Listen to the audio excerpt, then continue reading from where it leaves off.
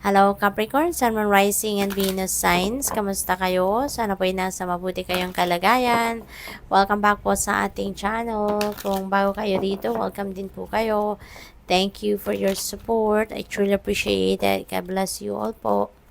O na mensahe po ninyo, decisions. Ayan. So, maaaring yung choices na to, ito yung kailangan ninyong pagdesisyonan, ano, kailangan ninyong mamili. Maaaring yung mga desisyon ninyo, kung ano man ang magiging desisyon ninyo, yan ang, yan, dyan magdidepende yung movement ninyo. Dyan magdidepende kung saan na kayo papunta, ano na yung gagawin ninyo, no? So, this could be linked to relationships, to marriage, you know, to financial matters, no? So, siguro, along those lines, ang kailangan ninyong pagdesisyonan sa ngayon.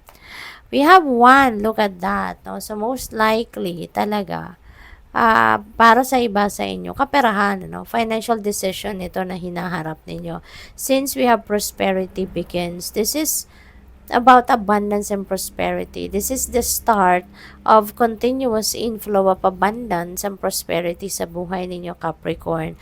So, magsisimula kayo ngayon ng bagong yugto, no? Pagdating sa inyong financial situation. Mababago na ngayon yung inyong financial landscape, which is very good kasi you will be abundant and you will be prosperous eventually.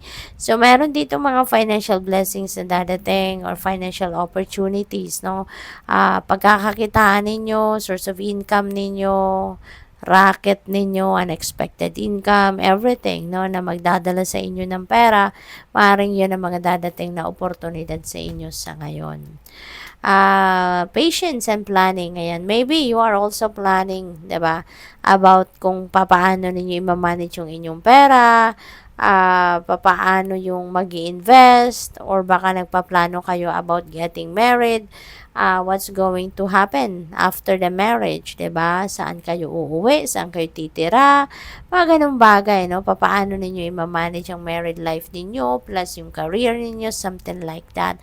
So, maybe yun ang mga pinagpaplanuhan ninyo, no? What else? We have 19. Wow, napakaganda, no? This is light. Kung meron kayong dark circumstances na pinagdadaanan, this is beautiful kasi this signifies that your dark circumstances will be, that's going to fade away na because the light, is coming through the darkness sa buhay ninyo, diba? Kaya, this is really awesome. So, magiging maliwanag na ang pag-iisip din ninyo, and that will lead to peace, no, sa kalooban ninyo, yung gano'n. So, napakaganda nito, Capricorn. Kasi, this is also going to bring forth positive changes into your life. So, merong mga pagbabagong magaganap, no? Pero positibong pagbabago, magagandang pagbabago ang mangyayari sa buhay ninyo.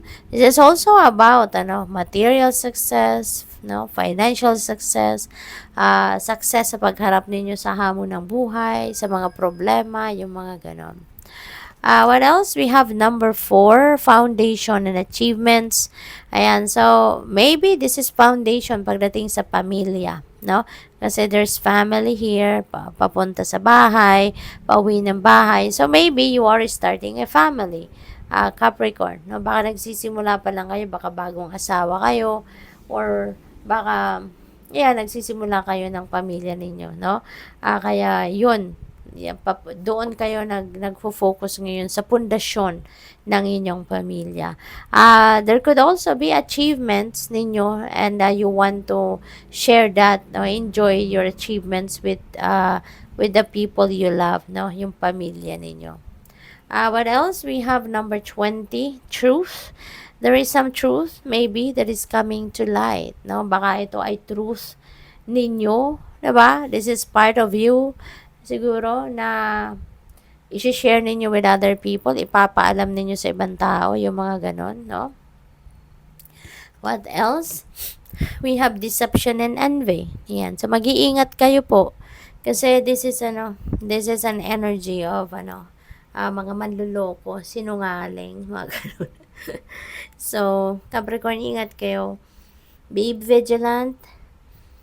maging mapagmatsyag kayo, maging matalino kayo, maging smart kayo, na hindi kayo maloloko ng kung sino man, na hindi kayo mabubudol ng kung sino man. Okay? And also, baka meron din mga inggitero at inggitera sa paligid ninyo. So, be careful also with those kind of people. Kasi out of inggit, diba? Yung mga tao nakakagawa ng hindi maganda towards other people dahil sa inggit. Kaya mag-iingat din kayo sa mga taong inggitero at inggitera. Be aware doon sa mga tao din na, alam mo yun, yung sobrang praise ng praise sa inyo. Yung bang kino-compliment ka ng kino-compliment, yung mga ganon. Nako, mag-iingat kayo sa mga ganong klaseng tao din. Kasi that could be just palabas, diba? So, you really need to be very, very vigilant. At saka, use your intuition. Okay? Use your intuition kasi your intuition will always give you a signal if there is something off key with the person that you're dealing with.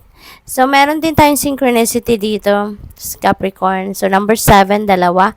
So, number 7 is a very lucky number, diba? Kaya, doble pa kasi dalawang 7 ito. So, I suggest, pakitignan po ninyo ang ibig sabihin ng angel number 77 po for more guidance.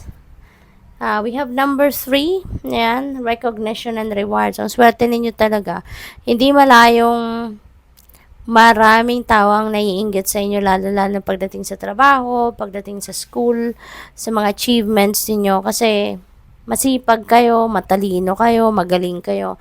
Kaya, eto, you are also going to be recognized, diba? Kung anong ginawa ninyong magandang trabaho, ginalingan ninyo, pag-aaral ninyo, ginalingan ninyo, you will be recognized and you will receive a reward. Kaya talagang maraming tao ang maiinggit sa inyo. Final message ninyo, kuha tayo ng isang trinket. So, we have Cupid. Wow, si Cupido. Ayan, baka may in love na kayo ngayon. Capricorn, no? Baka ito na, baka ma-meet nyo na, kung single pa kayo ha, baka ma-meet nyo na ngayon yung potential ninyo maging love interest, no? Or baka, kung nasa relationship na kayo, maaaring mas magiging sweet kayo ngayon, romantic sa person ninyo or yung person ninyo towards you. And, ayan, maaaring you are going to, to be in love sa ngayon. You're super in love. So, good luck. Thank you for watching. Love and light. Namaste.